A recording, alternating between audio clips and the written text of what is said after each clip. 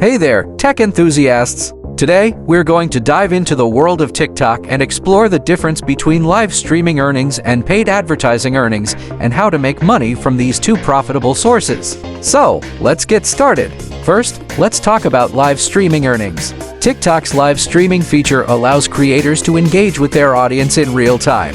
The platform rewards creators based on the number of gifts they receive during their live streams. These gifts are then converted into diamonds, which can be exchanged for real money. Now, let's move on to paid advertising earnings. TikTok offers a self-serve advertising platform that allows businesses to create and run their own ads. The cost of an ad depends on factors like the number of views, engagement, and target audience. So, how can you make money from these two sources?